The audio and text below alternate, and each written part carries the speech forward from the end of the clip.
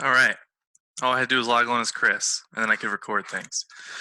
Um, Here we'll get rocking and rolling. If anybody else joins, I know it's a little weird because the last one went long, but so basically what we're going to cover is 10 points to manage and bulletproof your transaction, specifically related to like where we're at right now as an industry.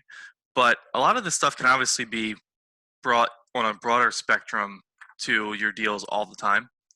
Um, and I got this content right from Maps Coaching.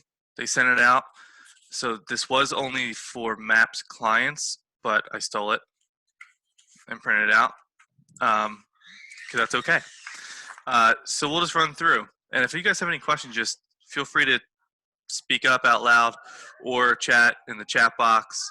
And I'll try to answer whatever I can. And it'll be recorded too. So if you have any questions after the fact, that's good.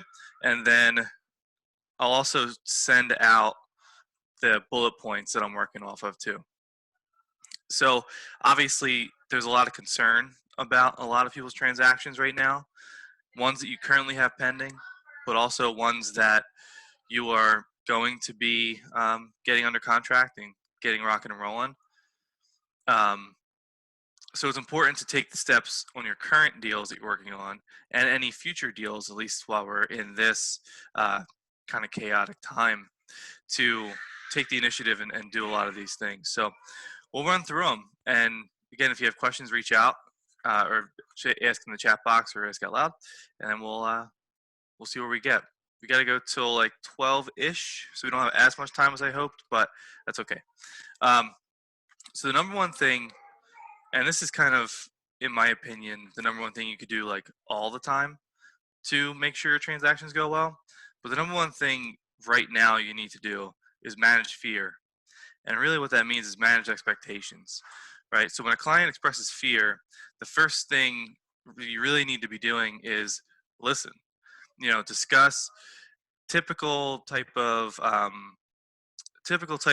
sales tactics, right? So when somebody expresses fear, the first thing you need to do is empathize with them, let them know you understand. Um, Obviously, this is real. If someone says, I don't want to buy right now because of the pandemic. I don't want to buy right now because of the market, or I don't want to buy right now because of whatever reason. I'm worried I'm going to lose my job. Whatever that is, first thing you can do, make sure you understand them and let them know you know where they're coming from, and then isolate the reasons for the fear, and above all, be the calm in the storm. So a lot of people, when fear comes into play, they stop acting with common sense. So our jobs as realtors and people in leadership and people that manage fear and expectations on a day-to-day basis, our job is to make sure we're only using rational common sense with people. I know it sounds kind of like a no-brainer, but I think there's of um, a lot of the time people will just kind of feed into whatever the other person's saying to them, right? So if they're afraid, instead of you saying, you know, yeah, you're right, it's crazy, I don't know what I would do in this market either, that just brings them to have more fear.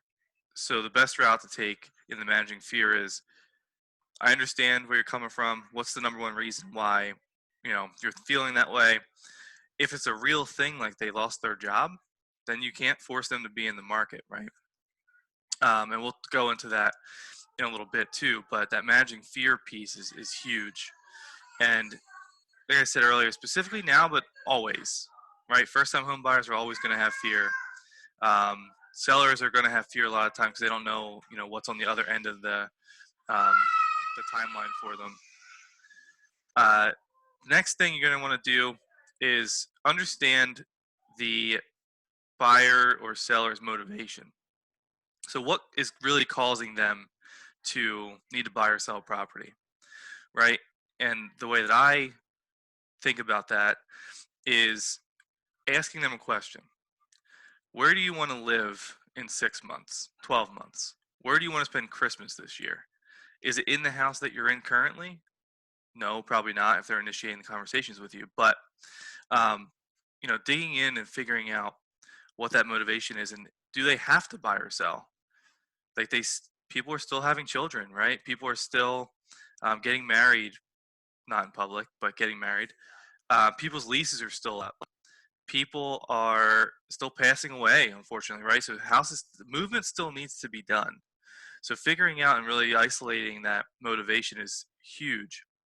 And the big thing is, if it's a real issue, like they lost their job or something like that, then it's okay to just be there for that person, right?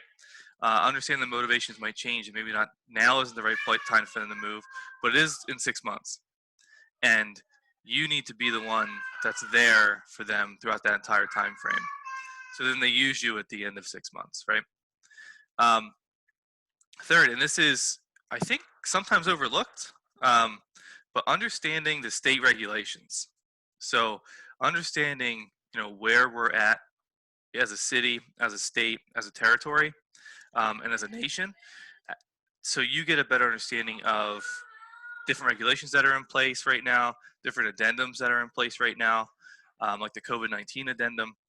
You want to know how quick or how slow turnaround time is for certifications, for UNO, for title, for everything, appraisals, that whole process. So state regulations impact all of that. The other thing is, take it right now. Every day it's changing, so you need to be on top of it every day. And we as a leadership team, and I feel as though we're doing a really good job at making sure like we're constantly updating people and being present with people. That way, you know, if New Jersey, because obviously we have a Jersey license, so if New Jersey all of a sudden is allowing showings again and PA is not, like those are things you need to know, because those are going to impact how you're going to service your clients' needs. If they want to buy and you know that showings aren't possible right now, is it a good time to book a bunch of showings for them? No. Um, so keep those state regulations in mind, like all the time, because they're hugely important. Um, so this is more if you are on a team or you have a team. Um, the rainmaker or team owner really needs to get more involved in all the transactions. They're typically the ones that are looked at as the most senior or experienced person in the organization.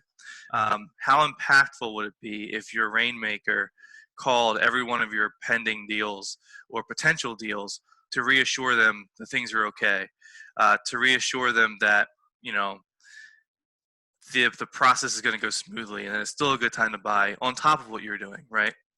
Um, and the other side of it is, make sure that your transaction coordinator on your team, or if you use like Lauren or somebody in the office, make sure that they are constantly up to date with everything too, and that you're staying very, very engaged with them as well. Also, hugely important right now, because having that rainmaker involved is awesome. Having the transaction coordinator involved, who's actually managing the day-to-day process, is even more important. Um, so have it, those both ends of the spectrums involved there. Um, the other thing, number five, so we've gone through four. Number five is suspend if necessary, right? No two files are going to be the exact same, so you have to treat every single client and situation very, very uniquely, and you have to meet them where they are in the current space of time, right? So, if needed, work to suspend a contract for a future date. If you know that somebody is, again, let's say at the risk of losing a job, but it's only going to be temporary, and they're more furloughed instead of let go, like this is an important time for you to realize you might need to suspend that transaction. And that's okay. Um, that's okay. If all parties agree to it, you can push out a transaction, right? That contract, that closing date that is in a sales agreement, well, in most cases, when there's not a global pandemic, that's a final date, right? Sometimes there's extensions, things like that. But right now, utilize that COVID-19 agreement, that addendum that PAR put out, and utilize, you know, longer closing processes. So where typically, if you are used to doing a 60-day close 9 times out of 10, it might be time to do a 90-day close. Or with that addendum, maybe a 120-day close. Because it's going to take longer for inspectors to get out. It's going to take longer for appraisals to get done. Some of the mortgage process is going to take longer because there's less people actively working behind the scenes at the mortgage companies. Title might take longer because there's less people working uh, with the city or county in the title departments and water department, all those things. It's okay not to have a 30-day close right now. I know it sounds counterproductive, but that's okay. And you need to understand that if you're the one that is really treating each transaction as if you're an expert and this is going to be suspended, this isn't going to be suspended, think about how powerful that looks to the client, where you genuinely have like their best interest in mind. The other thing is, any time that you're going to have to suspend, obviously you're going to make sure it's a win-win for everybody. A couple things I've seen so far on some of my calls with people are increasing earnest and money deposits. If you know it's going to be a 120-day close, potentially with the COVID-19 addendum, and 90-day normal close, maybe you increase the earnest money deposit from 1,000 to 5,000, or whatever that looks like, just so the seller knows that your buyers are a lot more serious. Also, changing dates and deadlines throughout the contract length is super important. This one I think is like very, very, very crucial all the time, but you need to make sure the vendors you have are the best possible vendors that you can find. They're the ones that are going to provide the best level of service. They're going to be quick, available. Right now, what's really important, and this is something that you can even have a conversation or a phone call with your vendors that you typically use, and that's everyone, right? That's lenders, that's cleaners, that's contractors, that's insurance companies, any vendor that you have. You need to make sure, the inspectors are huge for this, but you need to make sure that you have the conversation with them to let them know that this is not the time to be an alarmist, right? This is not the time when they're doing an inspection to, put more fear, going back to the point number one, right? More fear into people about the transaction. And it's also an extremely important time to be positive and highly responsive on the vendor front. And it's okay, you should be doing this all the time anyway, honestly, but it's okay to go to your vendors and have this conversation with them and let them know your expectations. And if they can't match your expectations, then it's okay to choose a new vendor. It's also okay to have a specific client that might work well with a vendor you don't normally use that might be a better fit for that client right now, because this whole time frame, the next 60, 90, 120 days, however long this lasts, right, and the impact of it lasts, it's really important to make sure that fear and doubt in a transaction, like, people need to be happier now than ever, because that's what they're looking for you to do throughout this time frame. You're the expert, right? Number 7, so sequence changes. So this basically what this is getting at is, we all typically have a pretty normal or pretty average timeline of events, right? Transaction coordinators have it, teams have it, agents have it, everybody has, X has to happen before X, right? But this is a good time to really think through and consider what those timelines really are. And if you know it's going to take longer for an appraisal, or it's going to take longer for a home inspection, or to get contractors out, or things like that, maybe you move those sequences around a little bit. Figure out and consider what can wait and what needs to happen right now.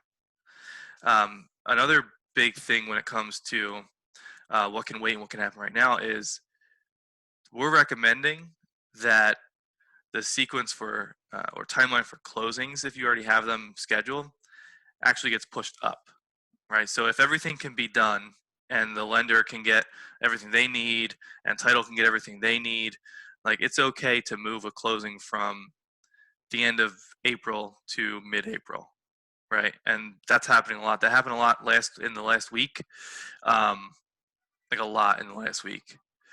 The big thing with that is just making sure that, again, figure out, what normally needs to be done in the first 15 days of a transaction might not be able to be done. So put something else in that time slot. Um, it's also important to negotiate these things in and make sure that if you're on the buy side or the sell side, just make sure that both parties know that the timeline is going to be changed. Don't just like spring it on somebody, because agents are we're all very type A people, and we all have our systems and our plans. And if someone tries to disrupt that plan, we can get upset. I can get a little volatile. So make sure that you're keeping people in the loop on those things. Number 8, so triple check. So normally you should be double, triple checking everything in a transaction anyway, but now it's even that much more important. Um, make sure that every part of the transaction is being double and triple checked. Really important thing that you're seeing more and more, and we're seeing on a national level, is FHA guidelines are changing like every day for what the minimum interest rates are going to, or what the minimum credit scores are for to be able to get loans through FHA, and even some conventional loans. Uh, make sure you're triple checking that all the time. And if you have any current deals with people that were on the cusp of, maybe they had a 620 or 650 credit score going into this, even if they're just in the looking phase, they're property searching, like, go back and triple check and make sure that they still qualify for a loan. You're seeing a lot of people that qualified for a loan 2 weeks ago not qualify for that same loan today. And it's also important that you go back and triple check the rates with the lender, or have the client triple check the rates with the lender, because the rates are changing at an extremely fast pace too. So like, keep all that stuff in mind. It's super important for people that are maybe not under contract yet, that you're showing houses to, that you're engaging with on that platform. The keeping clients engaged in the entire process is even more important now than ever too. And you should always have your clients engaged, right? Your clients should always be on your team throughout this transaction, or any transaction. But it's even more important now because, again, it goes back to, I think, that number one point. It goes back to the managing fear, managing expectations conversation, right? They need to know all the time what's going on. And if something changes in a transaction, a timeline, or anything, it's super, super important to let them know. It's actually better at this point because of, in light of everything. And this is how you just, again, create a bulletproof transaction and create a bulletproof relationship with people. It's even more important now, even if there's not new pertinent information, just to let them know that there's no new information. Shoot them an email or a text or a phone call, just to check in throughout the transaction, and let them know, that there isn't anything new, but you're just reaching out so they hear from you. Because what happens is a lack of communication typically can open up the opportunity for fear to creep back in. It also opens up the opportunity for doubt. And it also, idle time also gets people's brains moving to a place where you don't necessarily want them to go to. So just be in charge of that, and just make sure that all the time you're just keeping them engaged, and triple checking every single thing you possibly can throughout the transaction. So number 9 goes back to the W and the Y4T2Cs, right? So win-win or no deal. So you need to help your clients make the best decisions throughout this process. And at times, that might mean not to buy a house right now, or that might mean not to sell their house right now. That might mean there's a couple examples. that were given in the information that I got. But that might mean something like a senior citizen couple who's high risk is probably not a good time for them to be looking at houses. And I mean, they can't PA anyway right now. I can't do showings, but I do think that'll break at some point because New York and New Jersey already have. But that might not be a good time for them to do anything. That might be a good time for them to just stay in the house they own and sell it in 6 months when um, there's not a fear for that they're going to get sick. Having that conversation and having um, the knowledge and the confidence in what you do, that can be huge, and that's how you gain that opportunity long term with people. If they don't buy now, they'll buy soon. Um, Another good example is a couple that needs to sell. Motivation's very high. Help them feel safe about their decision to move forward, right? So you get to define what safe means for them, and you get that from just digging in. But help them just feel like everything's going to be okay through the transaction. And again, goes back to the fear piece. Make sure they don't feel as though you're trying just to push through just for the sake of pushing through for your needs. Always revert back to what they need. It's also time to be extremely creative. And I think realtors in just the country, right? It's an extremely creative bunch. We have, people doing virtual tours. We have people doing, um, FaceTime tours, all those type of things. We have people doing virtual open houses, virtual. I know agents that are having a lot of success with virtual first-time homebuyer seminars, things like that. Like it's time to be a little bit more on the creative side. It's also time to dig in with your marketing and dig in with your, your follow-up systems, right? So even though this is in relationship to like one transaction or whatever transaction you have going on, I think the creativity part is huge in general right now. Um,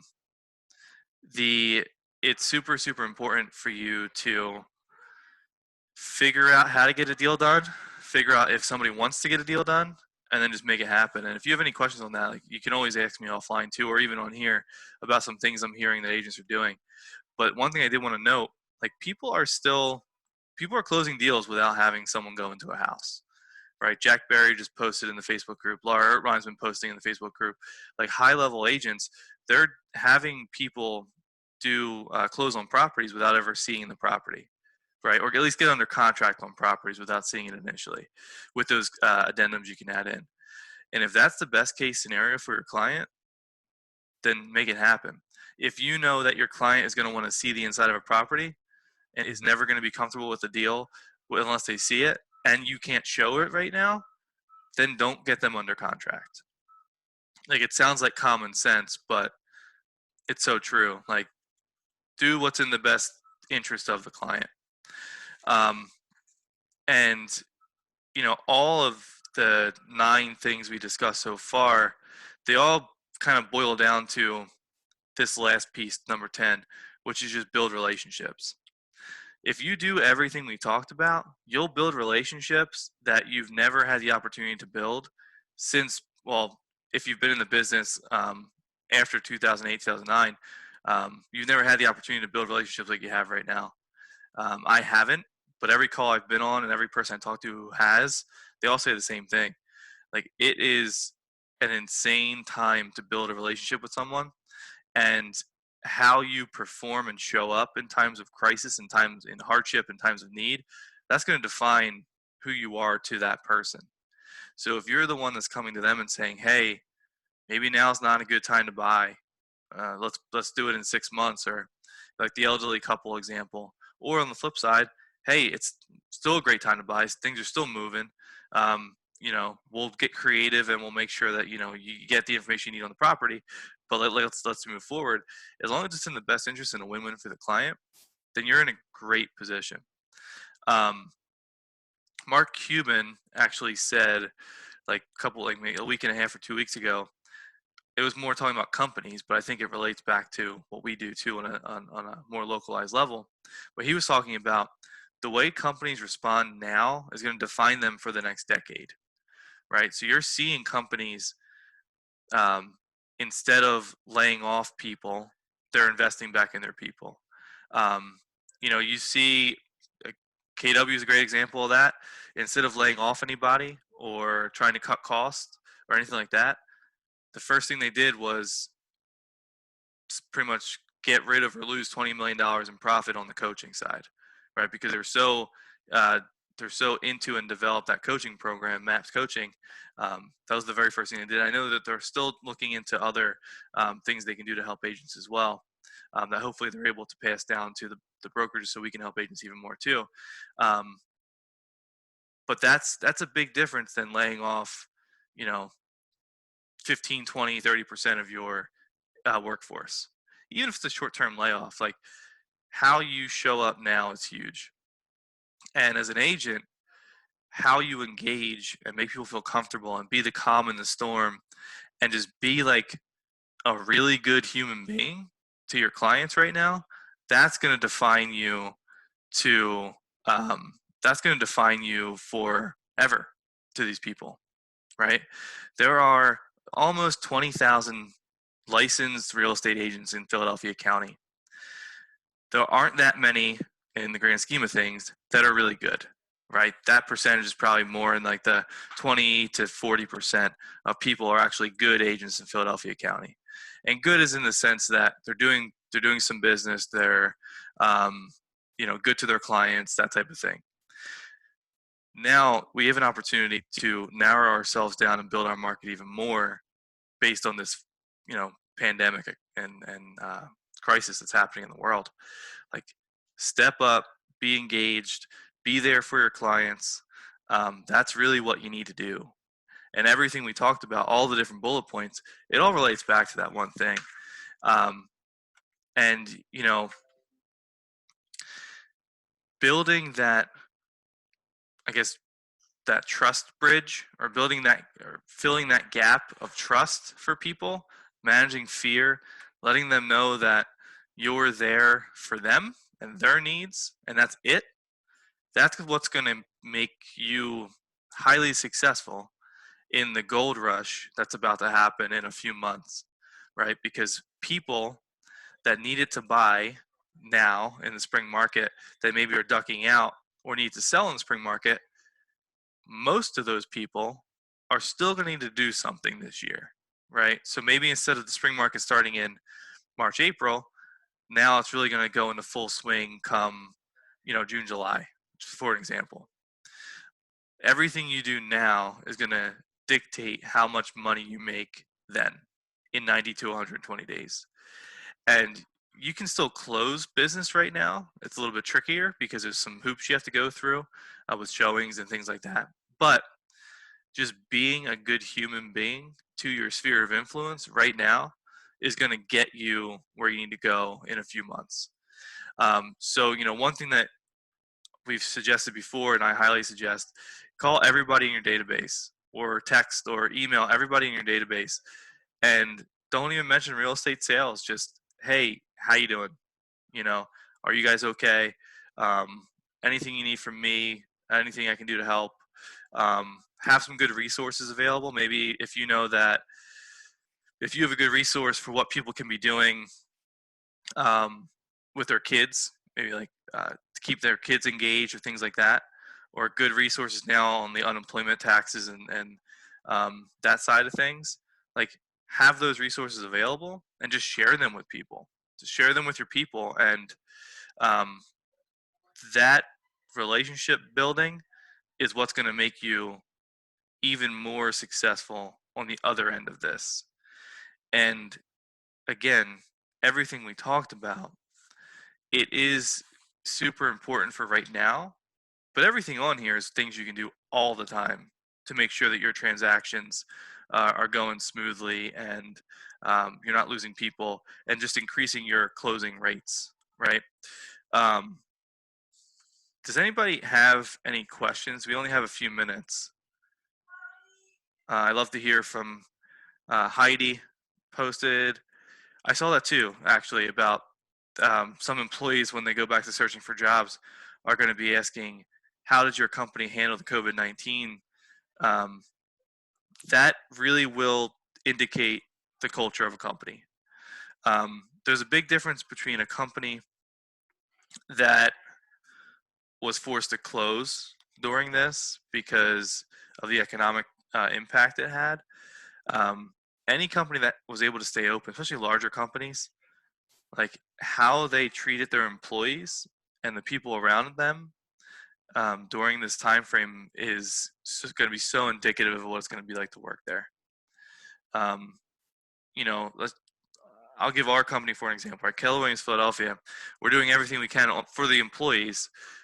Our goal is, and not even our goal, but we know what's going to happen, is we're not going to lose one employee, right?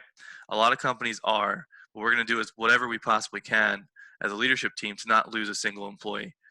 Um, that's our mindset, and I can't speak that for every company that's out there. But coming out of this, if you don't think that the employees we have are going to be such a closer team, and even the agents, right? Like we're able to engage with all of you guys a lot more than we normally did, which is great. These Zoom calls are great. Like I'm using these way past when this whole thing's over. Um, if you don't think this is going to bring people closer together in some capacity, you're out of your mind. Because it really is. It's also going to impact the consumer too. It goes back to bulletproofing your transaction piece. Be that way for your consumers. Have the mindset that none of your clients are not going to get what they want. Right? Know the goals of every one of your clients, and make sure that your only mission in life for the next however long this is to make sure those goals are met.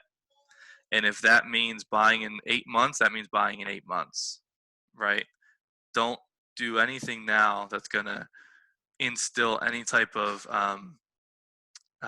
not fear isn't the right word for this, but any type of hesitation or trepidation in the clients. Appreciate. I know the database. I mean, database is dive in. Like if you're not diving in your database right now, all we're doing is we're just home. They're home. So just dive in. Yeah, and Heidi, I actually saw that too about people starting to avoid Sephora because they're cutting employees. Where companies like Ulta, there's a number of examples of that. But if you look at the larger, I think what some companies are doing, I think they were going to cut people anyway. You can't speak for every company. I know there's, especially smaller companies, small businesses, like they're being forced to do things they were never going to do. But I do think there are large companies out there in the real estate industry, not in the real estate industry, that were already going to cut people or cut heavy expenses that are going to impact everybody and are using this as a way to do that. I think Sephora, from the reports I read, seems like probably one of those type of companies. But think about the impact it's going to have for Ulta, right? Use that same model on a smaller individual level with your people, where if they knew a couple agents or they see what, and they see some agents have just backed out or are trying to push people to do things that they don't want to do or aren't comfortable doing right now, and you're the one that's just there for people, you can't lose. Like that's how you bulletproof a transaction. That's how you bulletproof it now and into the future. And the other thing is, if you start implementing some of these things, especially like staying on top of state regulations, I know a lot of people, me included, up until now, like we weren't always on top of that stuff or really understand the motivation and the fear aspect. Maybe it's time that your rainmaker or top agent or partner gets involved in making more calls. Excuse me. It's a good time to, evaluate the vendors you work with, make sure they're all on the right thing. It's also, it's just a great time to evaluate the systems that you have in place to help people get through a transaction and to help find people to do a transaction with, and just put something better in place, really. Any other questions or anything? I've talked like for 45 minutes straight. And my throat's starting to hurt. Was this helpful? Can someone just like say it was helpful? Yes, it was. Good. Good job, Branden. Good job. Thanks, man. It's so weird. Like these Zoom calls are awesome, but I am I need people to talk back to me, or I start to go insane and think it's not going well. But if you guys have, I'm going to send this out to everybody who was on and everybody else. It's really good, these points. Um, Again, just like stay engaged with your people, stay on top of the transactions, and really figure out what's going to push people in one way or another, and just abide by it. um, and just dive, like, triple, double dive, quadruple dive into your database, because now it's more important than ever. Um, I do. Brian Offner from Annie Mac is actually on the call right now, and or on this call, and I really highly suggest that you hang out for his call as well, because he's gonna be covering some really great things from what you can be doing at home, basically, to continue to show properties and continue to be successful. Right? Am I wrong? You're spot on, and it's actually going to segue perfectly from what you're talking about with mining and connecting with your database. I'm going to talk about how to make videos from your phone. That's going to allow you to get that message out there to your sphere and beyond. Cool. I think that's huge. And I appreciate you guys doing that. I am going to I'm gonna make you the host, Brian, Great. and then I am gonna just stop the recording.